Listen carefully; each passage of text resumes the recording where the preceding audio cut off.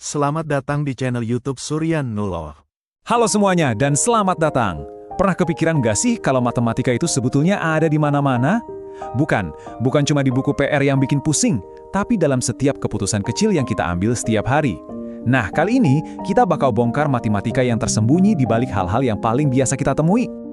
Kebanyakan dari kita mungkin mikir, matematika, rumit, abstrak, nggak ada hubungannya sama hidup gue.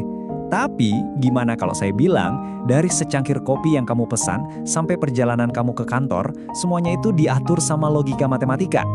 Coba deh lihat layanan sewa sepeda ini. Kelihatannya simpel banget kan? Kita tinggal ambil sepeda, pakai, terus bayar. Tapi, di balik kemudahan itu ada serangkaian aturan aljabar loh yang bekerja buat ngitung biayanya. Tujuannya, ya supaya adil dan akurat dan kita bayar pas sesuai pemakaian. Oke, mari kita bedah lebih dalam. Kita mulai dari gimana matematika ngatur keuangan kita, bahkan buat hal-hal yang kelihatannya sepele kayak sewa sepeda. Ini semua intinya tentang aturan. Dan aturan itu, ya itulah jantungnya aljabar. Nah, yang keren dari sini adalah gimana dua hal yang beda, tabel sama grafik, bisa nunjukin ide yang persis sama. Di kiri kita punya aturan mainnya, di kanan kita lihat visualnya. Coba perhatiin deh, grafiknya itu datar di awal kan? Nah itu dia, biaya tetap Rp5.000 buat 1 jam pertama. Terus garisnya mulai nanjak, pelan-pelan tapi pasti. Itulah saat biaya variabel per 30 menitnya mulai jalan. Dua gambar, tapi ceritanya satu. Jadi, aturannya gampang banget sebetulnya. Ada biaya tetap di depan, lalu biayanya jadi variabel, tergantung berapa lama lagi kita pakainya. Ini contoh sempurna dari apa yang disebut fungsi linear bertahap.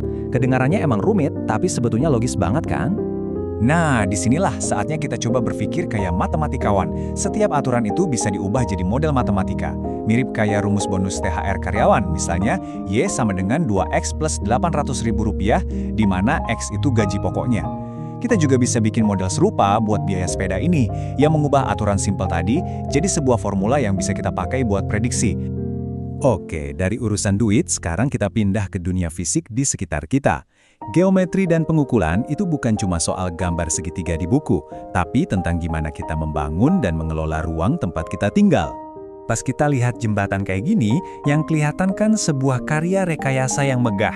Kita lihat kekuatannya, fungsinya, tapi di balik semua beton dan baja itu, ada kerangka geometri yang memastikan jembatan ini bisa berdiri kokoh dan aman. Dan inilah yang dilihat sama para insinyur dan matematikawan. Struktur yang rumit tadi disederhanakan jadi diagram garis. Garis-garis yang sejajar, garis yang memotong, semua ini menciptakan sebuah sistem sudut yang bisa dihitung dan diprediksi. Inilah yang menjaga kestabilan seluruh bangunannya. Jadi, kuncinya itu ada di konsep simpel ini, aturan inilah fondasinya. Dengan tahu besar sudut-sudut ini, para insinyur bisa menghitung gimana gaya, misalnya berat mobil, disebarkan ke seluruh rangka, memastikan gak ada satu bagian pun yang bebannya berlebihan. Dari bangunan raksasa, kita sekarang pindah ke masalah yang lebih dekat sama kita. Beneran, di rumah. Mengecat dinding ini juga masalah matematika loh, tapi jenisnya beda. Bukan soal sudut, tapi lebih ke luas dan efisiensi. Oke, langkah pertama, kita harus hitung dulu total luas dinding yang mau dicat. Itu geometri dasar. Nah, setelah kita dapat angkanya, barulah teka-teki sebenarnya muncul. Merek mana yang harus kita pilih?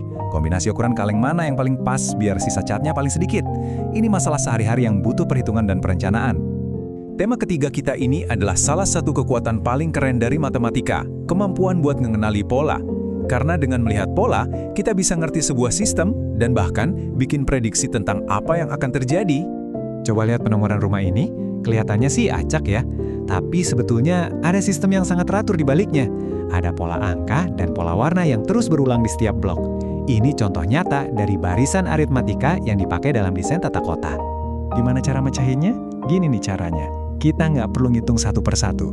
Cukup dengan paham unit dasarnya, yaitu 8 rumah per blok, kita bisa pakai pembagian sederhana buat langsung loncat ke nomor rumah manapun dan tahu lokasinya dengan tepat.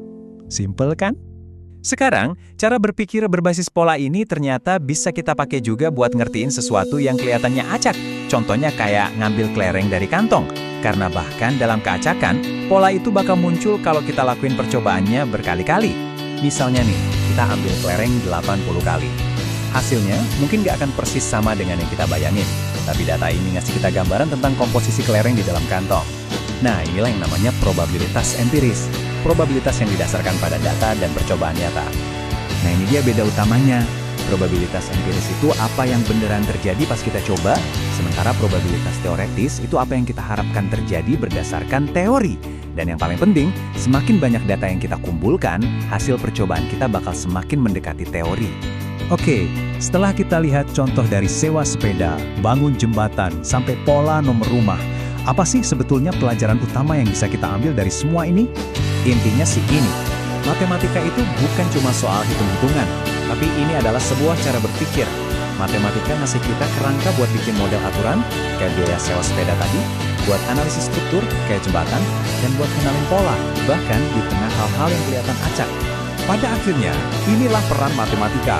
Ini bukan sekedar mata pelajaran, tapi seperangkat alat universal buat kita memecahkan masalah, memahami dunia, dan melihat keteraturan di mana orang lain mungkin cuma melihat kekacauan.